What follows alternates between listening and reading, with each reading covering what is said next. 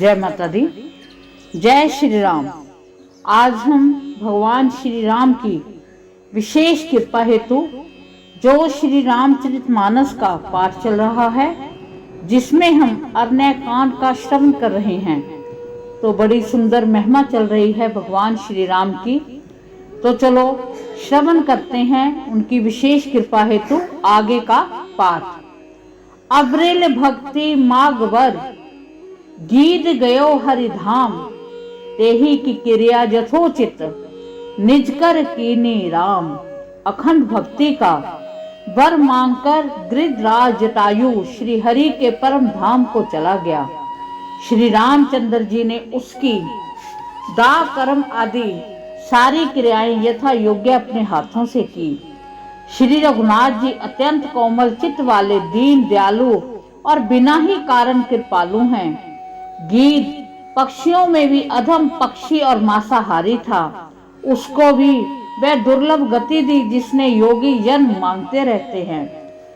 शिव कहते हैं कि हे पार्वती सुनो, वे लोग अभागे हैं जो भगवान को छोड़कर विषयों से अनुराग करते हैं। फिर दोनों भाई सीता जी को खोजते हुए आगे चले।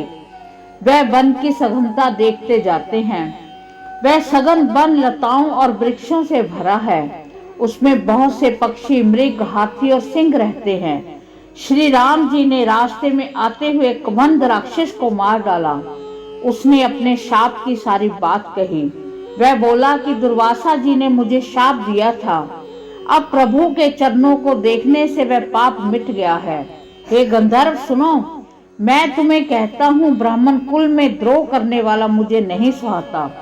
मन, वचन और कर्म से कपट छोड़कर जो भूदेव ब्राह्मणों की सेवा करता है, मुझ समेत ब्रह्मा, शिव आदि सब देवता उसके वश में हो जाते हैं। शाप देता हुआ, मारता हुआ और कठोर वचन कहता हुआ भी ब्राह्मण पूजनीय है, ऐसा संत कहते हैं। शील और गुणों से हीन भी ब्राह्मण पूजनीय हैं, और गुणों से युक्त और ज्ञान से निपुण भी शूद्र पूजनीय नहीं है।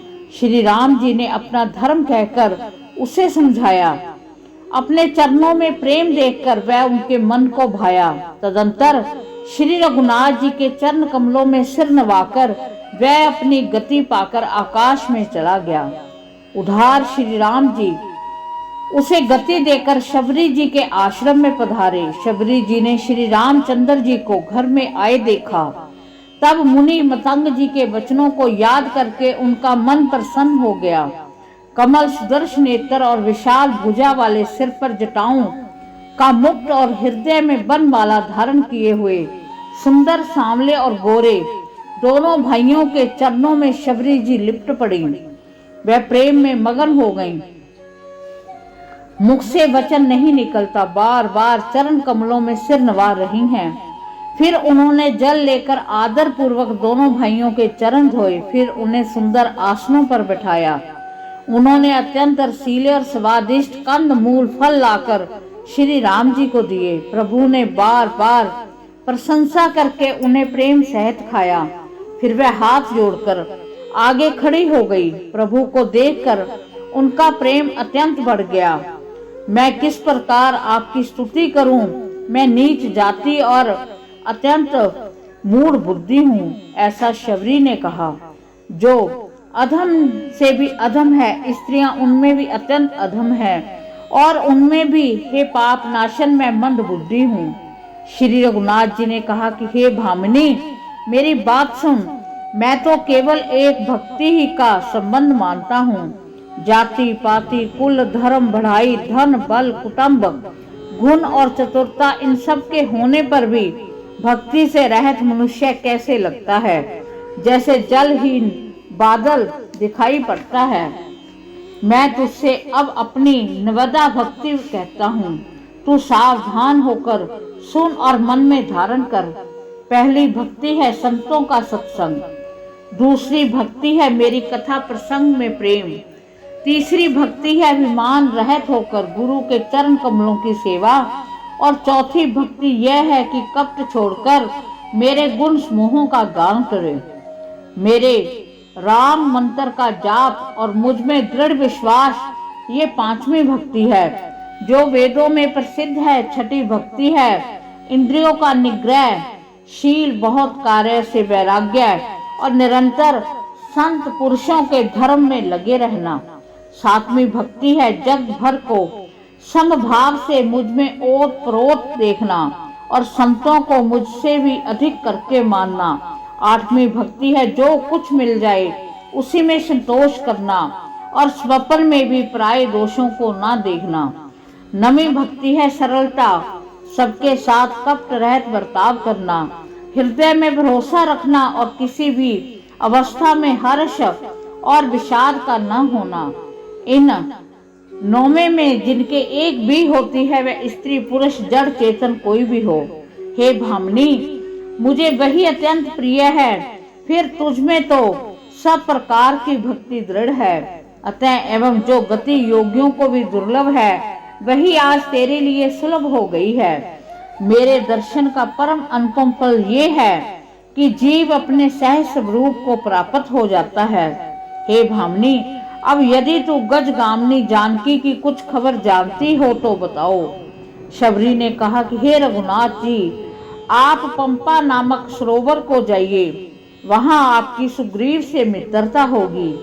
हे देव, हे रघुवीर, वह सब हाल बतावेगा। हे धीर बुद्धि, आप सब जानते हुए भी मुझसे पूछते हैं। बार बार प्रभु के चरणों में सिर नवाकर प्रेम सहित उसने सब कथा सुनाई। सब कथा कहकर भगवान के मुख के दर्शन कर कर हृदय में उनके चरण कमलों को धारण कर लिया और यथा योगिनी से देह को त्याग कर वह उस दुर्लभ हरि पद में लीन हो गई जहां से लौटना नहीं होता। तुलसीदास जी कहते हैं कि अनेकों प्रकार के कर्म, अधर्म और बहुत से मत, यह सब शोकप्रद है। हे मनुष्य, इनका त्याग कर दो और विश्वास करके श्री राम जी के चरणों में प्रेम करो। जो नीच जाति की और पापों की जन्म भूमि थी, ऐसी स्त्री को भी जिन्होंने मुक्त कर दिया। अरे महादुर्बुद्धि मन, तू ऐसे प्रभु को भूलकर सुख चाहता है। श्री रामचंद्र जी ने उससे वन को भी छोड़ दिया और वह आगे को चल दिए। दोनों भाई अतुलनीय बलवान और मनुष्यों के में सिंह के समान हैं। प्रभु बिरही की तरह विषाद करते हुए अनेक कथाएं और संवाद कहते जाते हैं। हे लक्ष्मण, जरा वन की शोभा तो देखो, इसे देखकर किसका मन श्रुद्ध नहीं होगा। पक्षी और पशुओं के समूह सभी स्त्री सहित हैं, मानो वे मेरी निंदा कर रहे हैं। हमें देखकर हिरणों के झुंड भागने लगते हैं। तब हिरनियां उनसे कहती हैं, तुमको भय नहीं है, तुम तो साधारण हिरणों से पैदा हुए हो, अतः तुम आनंद करो। ये तो सोने का हिरण खोजने आए हैं। हाथी हथनियों का साथ लगा लेते हैं। वे मानो मुझे शिक्षा देते हैं कि स्त्री को कभी अकेली नहीं छोड़ना चाहिए। भली भांति चिंतन किए हुए शास्त्र को भी बार बार देखता रहना चाहिए। अच्छी तरह सेवा किए हुए भी राजा को वश में नहीं समझना चाहिए। और स्त्री को चाहे हृदय में ही क्यों न रखा जाए, परंतु युवती, स्त्री, शास्त्र और राजा किसी के वश में नहीं रहते। हे तात, इस सुंदर वसंत को तो देखो, प्रिया के बिना मुझको यह भय उत्पन्न कर रहा है। मुझे विरह से व्याकुल, बलहीन और बिल्कुल अकेला जानकर कामदेव ने वन, भंवरे और पक्षियों को साथ लेकर मुझ पर धावा बोल दिया है। परंतु जब उसका दूत ये देख गया कि मैं भाई के साथ हूँ, अकेला नहीं हूँ, तब उसकी बात सुनकर कामदेव मानो सेना को रोककर डेरा डाल दिया है।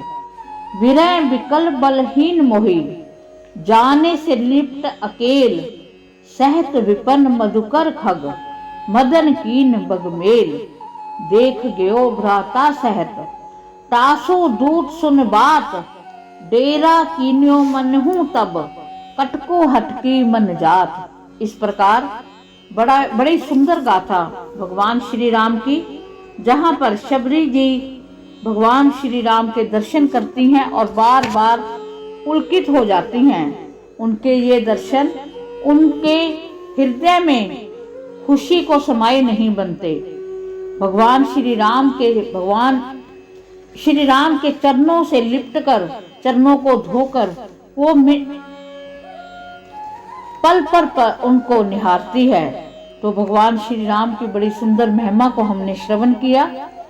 इसी के साथ हम भगवान श्री राम से विशेष कृपा चाहते हैं, विशेष आशीर्वाद चाहते हैं, जो सभी को मुक्ति देते हैं। हम भी उनसे प्रार्थना करते हैं कि हमारे भी सभी जो पाप हैं, जो कष्ट हैं, उनको वो काटें और अपना विशेष आशीर्वाद हम पर बनाए रखें। इसी के साथ जय श्री राम।